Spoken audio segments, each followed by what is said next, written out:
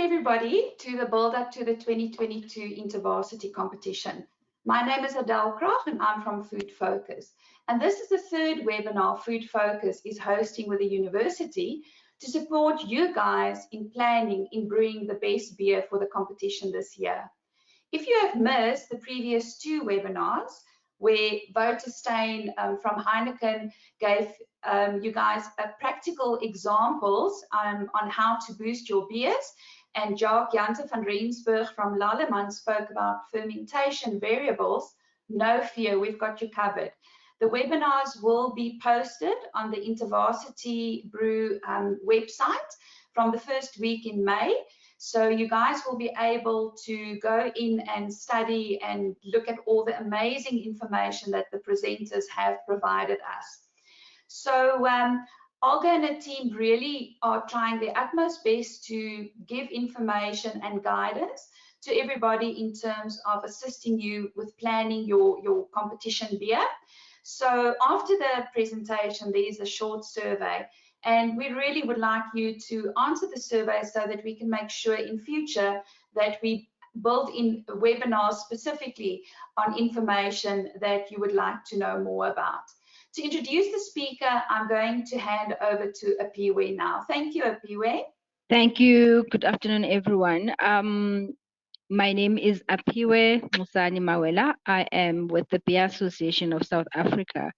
So for those who were fortunate enough to have joined on Monday, they would have heard a bit more about the Beer Association. But I think for the benefit of those who are probably joining for the first time today, I will do a brief introduction of the Beer Association. So we are a non-profit organization that our members are the beer manufacturers in the country. So our main members are SAB, Heineken South Africa, and the Craft Brewers Association. Craft Brewers Association looks after the 200-odd craft breweries across the country. So our mandate as an association is to grow beer culture and educate people, South Africans at large, about beer, and also deal with all the regulatory and economic issues around beer as a product. So as the Beer Association, on behalf of my CEO, Patricia Pillay, whom some of you might have met at last year's event, and you definitely meet again at this year's event, we are very proud to be one of the sponsors of this event, part of the InterVarsity Brewing Competition, and we look forward to seeing many of you grow in the industry. So today we are having on the label design do's and don'ts. So Ms. Miralde Kotze is with CUT. Will you please just do a short introduction of yourself? Thank you, Apiwe, for your introduction. I am from a product development technology station called PDTS, and we are hosted by Central University of Technology. So we are part of the Technology Stations program by TIA, Technology Innovation Agency.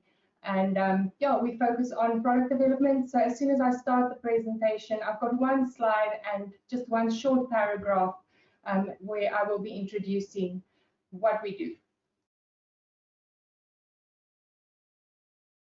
Hi guys, welcome.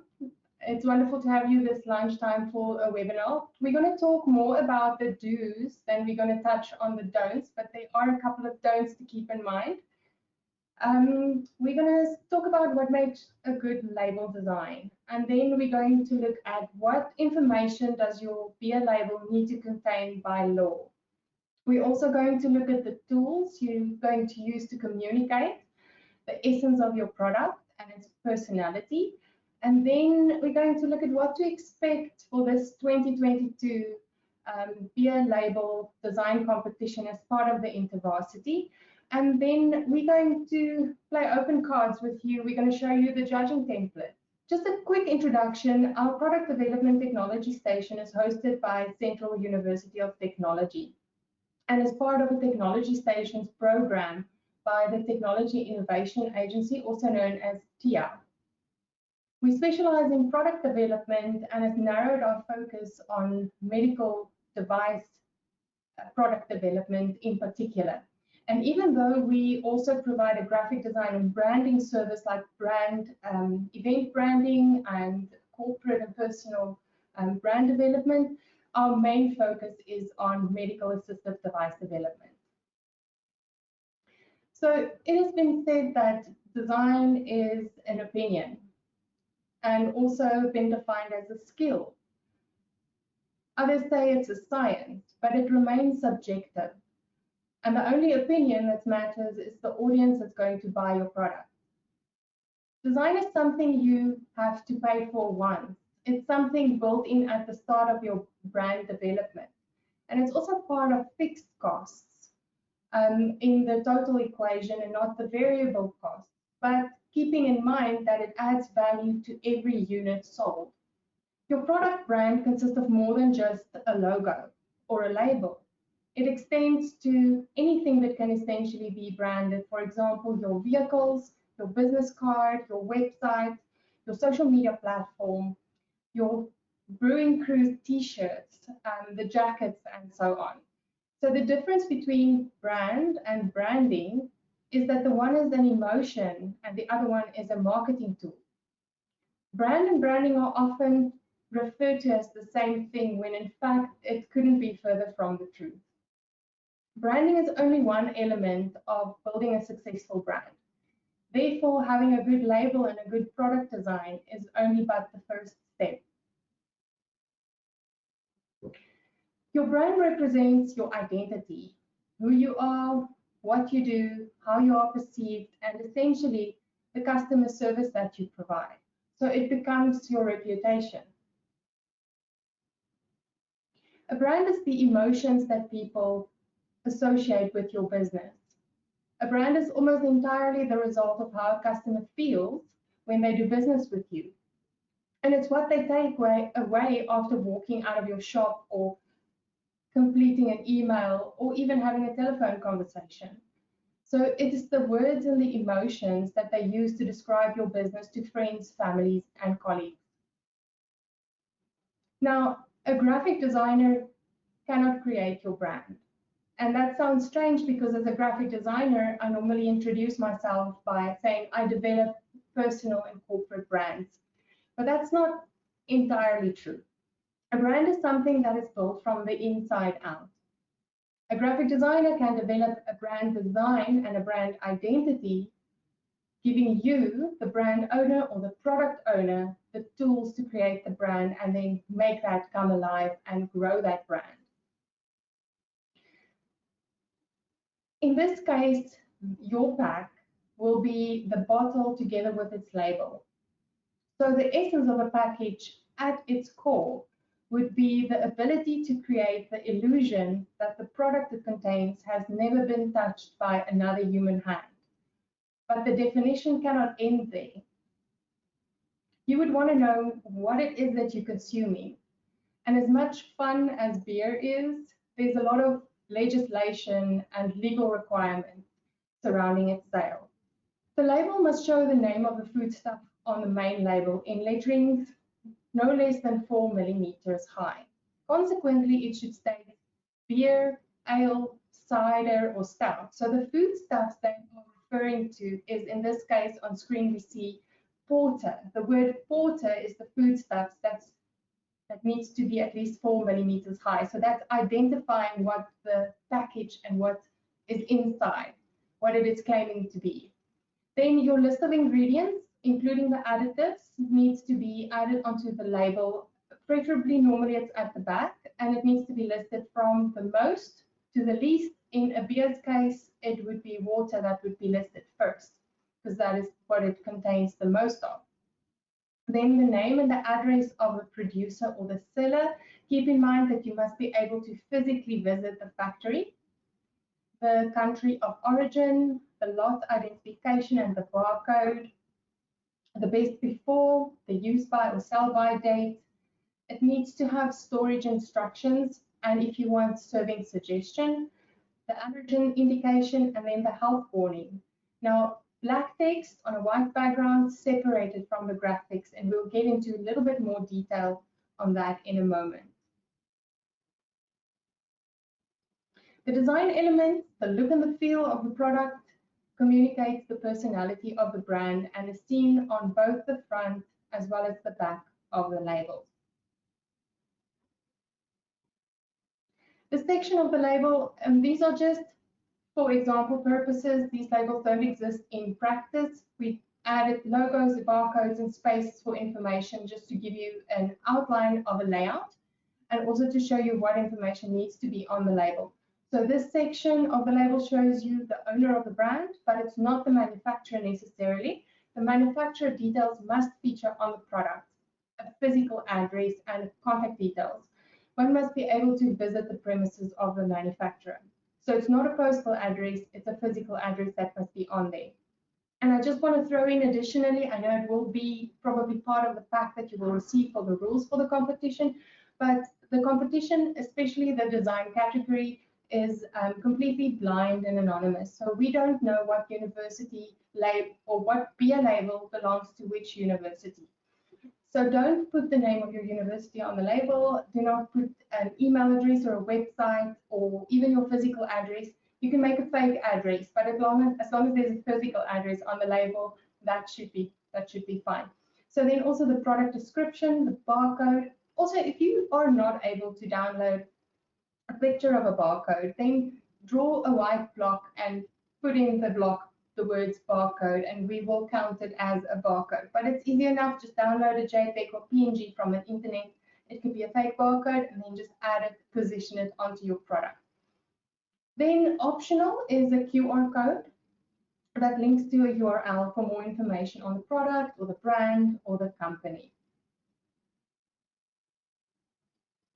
The icons that you see on screen, they are optional and does add interest as a design element, especially if they are similar in nature. For example, these round circles that contain them, they reinforce the words that was written. For example, the storage instruction can be linked to the snowflake, and the do not drink when pregnant relates to the warning label that's at the bottom of the next slide. So the icons, in addition, they support the text that was written instead of giving you only information. So these icons are for support purposes. Now, the alcohol content per volume is again mentioned on the back of this particular label design, but if you have it on the front or on the back, just once should be fine.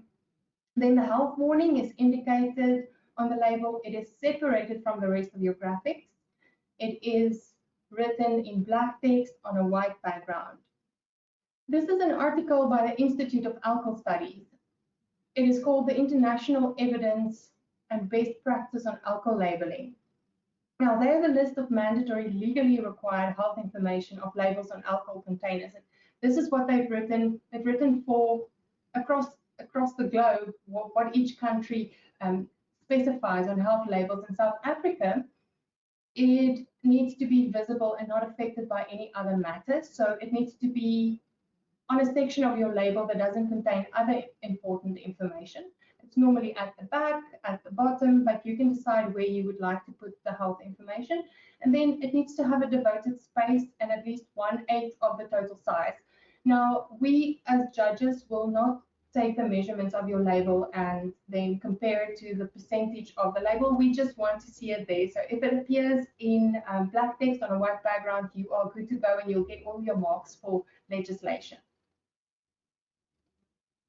Here's an example of a warning label. You can see that it is a box clearly defined by a black line, but if you don't have a black outline, that's fine as long as it's a white background with black text on it.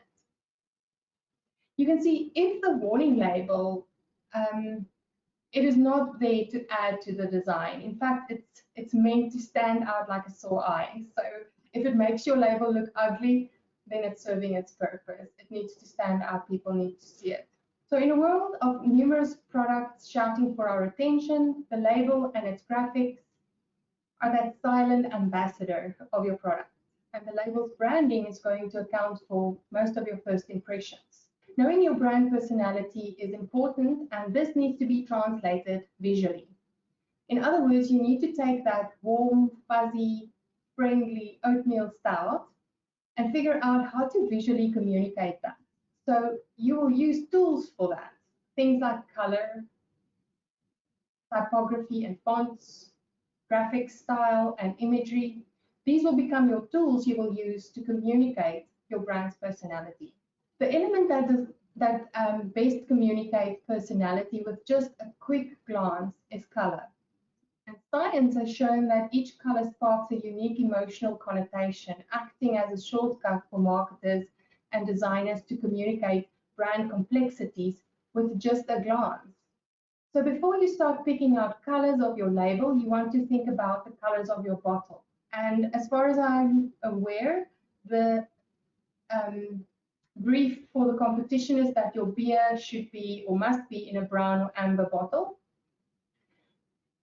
Now, in terms of functionality, brown bottles filter out ultraviolet and regular light, which protects the beer and keeps it from getting skunky. So if brewing something hoppy, it's a no-brainer to go brown, but beers with little or no hops aren't that susceptible to light, so you can consider clear or green in other environments outside of the competition. If your rules state that it's amber, then it needs to be brown. Now, the color scheme can make your label stand out as something more modern or playful, if that is the brand you are looking to create. Clear bottles are unique in that the color of your beer becomes the background for your label design. So many brewers who use clear bottles play this color up in their label. They either create the label with a matching color to the contents of their product, or they go with a contrast. Label shapes are a consideration specific to the beer maker. Do you want a traditional shape and size or something custom? Something custom would be die cut, and it will make your bottle stand out, but it increases the printing costs. Do you want a separate label for the neck, the front, and the back, or do you want a label that wraps around the bottle completely? Do you want to go with standard paper, or would you like to go for something unique with a transparent background? These are all questions that we will add in an information pack that will be sent to you via email. So you can always, if you didn't want to refer back to the video itself, you can refer back to the notes. Now, like color, the fonts you choose communicate a lot about your brand personality. So serif fonts are the ones with the little feet, or script fonts. They give your label a more classic feel. And sans serif fonts make it more modern. Now we're referring to the product to the right. It can be tempting to go with a really fun, crazy display font, but remember that readability is very important. You want customers to be able to read your name so that they can remember you, and also read the rest of the words on your label so that they can make an informed purchasing decision. So remember, although different might be fun, practical will portray the correct information. Traditional beers have a traditional label style, normally one prominent color, large name, maybe over or next to a crest, and some subtle texture or abstract images or visual interests. But with the rise of the craft beer industry, though, labels have become an art form. We see everything from cartoon-like illustrations to hand-drawn masterpieces to photographs to extreme minimalism. Style should be dictated by your target audience. If you're targeting younger customers with your wild or even experimental flavors, you might want a label that's a bit trippy. But if you're targeting a classier crowd, you'll do better with a minimalist label, foregoing a cartoon mascot. So once you have your style, you can decide on imagery. And how do you do that? You figure out what makes you unique. Do you have a very specific ingredient? Show them. Do you have maybe a cat that's become the brewer's unofficial mascot? Incorporate him. Using a brewing technique maybe from a different country or a different culture, utilize design styles from that same region. Or do you have a clever name? Play that up. Your craft beer label visuals aren't the only way to communicate. Don't forget about words.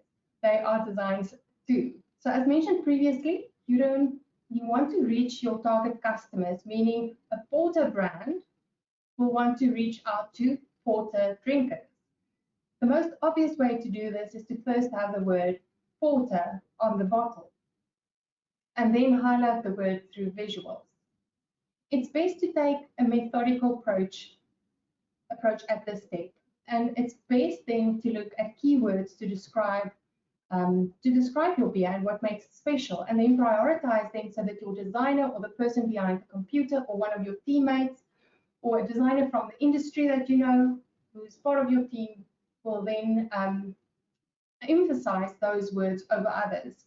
Now, common beer keywords you can borrow or read through to help inspire new ideas could be things like adventurous, aged, Belgian, bitter, black, blonde, Canadian, crisp, creamy, dark, dry, elegant, English, fruity, handcrafted, hearty, hoppy, Irish, layered, malty, mellow, organic, robust, rich, sharp, smoky, smooth, thick, traditional. So as you may have noticed, a lot of these words describe taste, making them good foundations for further design choices.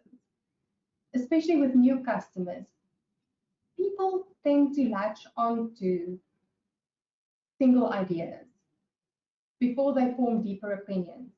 So unless you take the initiative to give them something to latch onto, you may find that your brand could be associated with negative ideas like being expensive or being boring. Beers are rarely sold as singletons, but when it comes to design, it's not just the label you have to think about. I put in the top right corner of the screen additional info because this is good to think of if you're going to industry with your products. For this competition, you do not have to design secondary packaging or bulk packaging at all. We're just talking about this because it forms part of something to think about for the future when you start selling your product. So something to think about other than your label would be the multi-pack packaging, and this includes both 6-packs and 12-packs. The bottle caps and perhaps a beer tap handle. Designing packaging is not difficult if you've already designed the label. Think of your packaging as a design label but on a different canvas. So your label and packaging should always match. The imagery, the colors, the fonts, the personality. It should be carried across all the canvases that you place your designs on.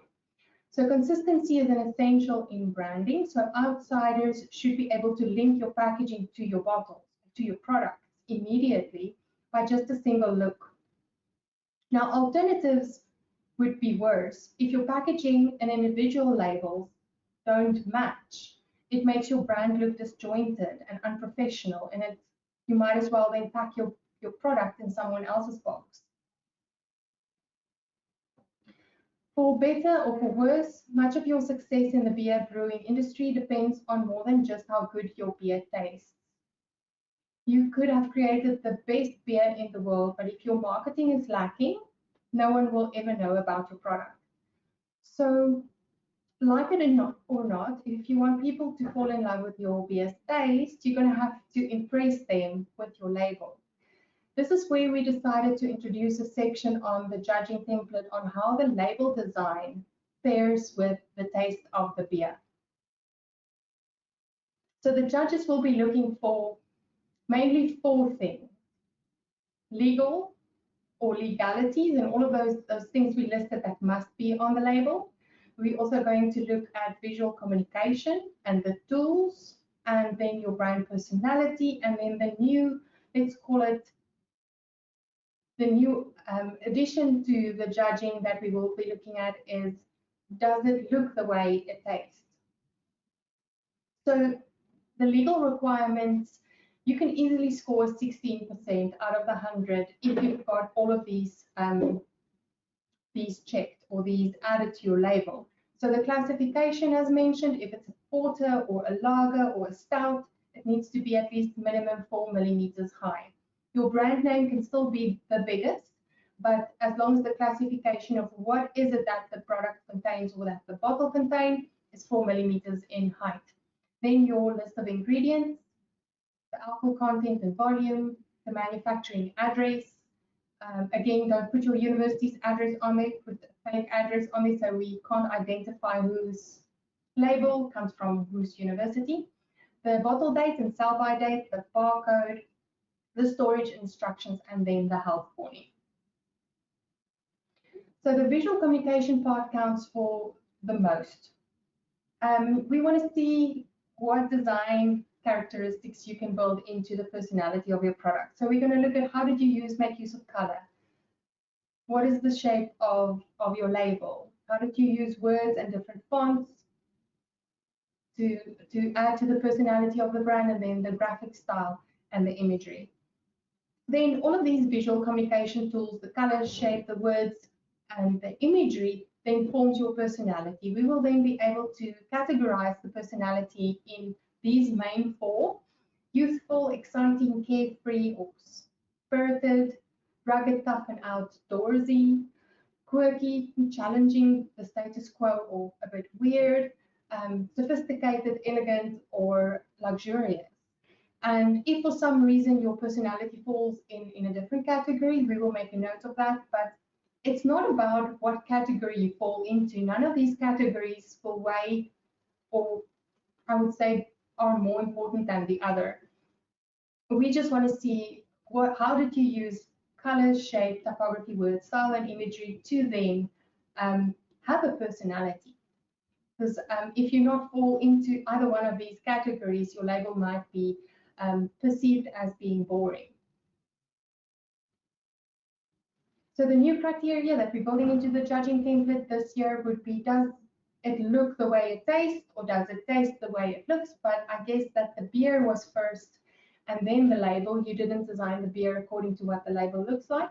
So we are super excited to meet you in person, but I think before we meet you in person, we're first going to meet your products and its labels, and we're very excited for this year's competition. So even though I am the convener of the judges, my opinion doesn't matter more than anybody else's. I think we will be, again, a panel of about 6 judges that will look at the labels. And yeah, it's always very, very exciting. If you have any questions or any comments, feel free to send me an email. Thank you. Thank you, Miralde. That was very informative, and I think everybody can be very grateful that you physically gave them the template that you are going to utilize to judge.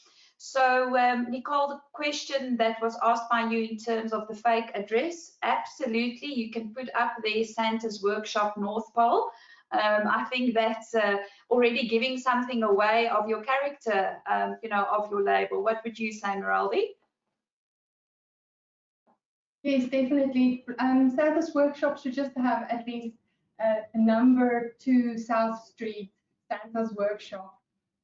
So, yeah, the physical address. I think we all want that physical address. And then, as I've heard and what I saw, what you've shared, another question was if they will be judged in terms of how easily the label gets put on and the cost of the manufacturing. Is there? It seems like on your template you didn't have any mention of that. That's a very good question, Nicole. Thank you. I'm going to be making a note of that. It's something to consider for the future. We don't want to make our design competition focus on too much technicality. We really want fun in it, and especially the design part. So no, we're not going to look at application. We're not going to look at expenses, although those are very important things as a designer to consider and build into your design straight from the beginning. Because if you're going to go for a complicated design in 3 parts, front, back, neck label, and make it transparent, you run into problems like additional printing inks that the supplier is going to use. They're going to use extra die cuts. So it's very good to consider this, but we're not at all going to look at that. We just want to see creativity and out of the bottle thinking. Good. Is there any of the other attendees that would like to raise their hands and want me to unmute them if they've got questions? I'll give a few seconds to see if there's anybody.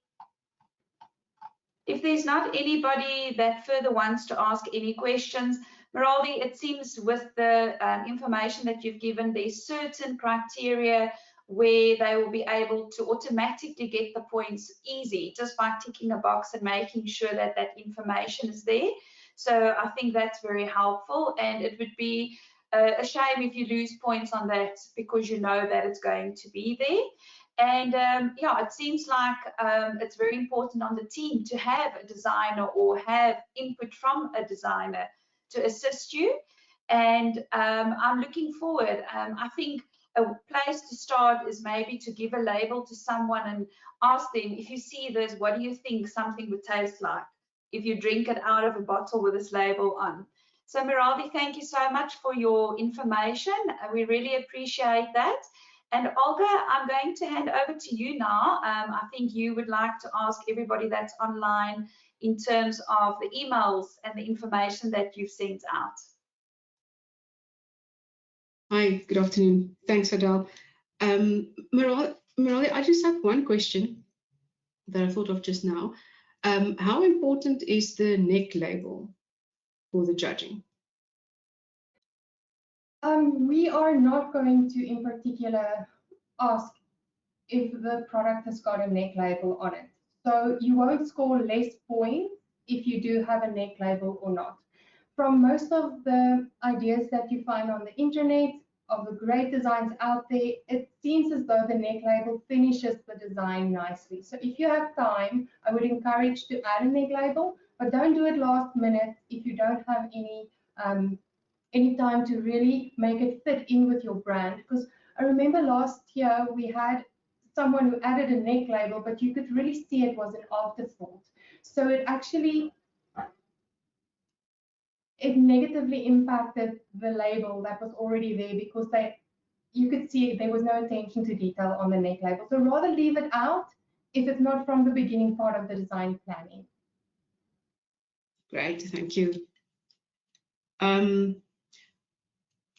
Okay, so I don't have anything else to announce or to talk about today, really. We will send you an information pack on the details around the do's and don'ts for the label design, like Miralde mentioned.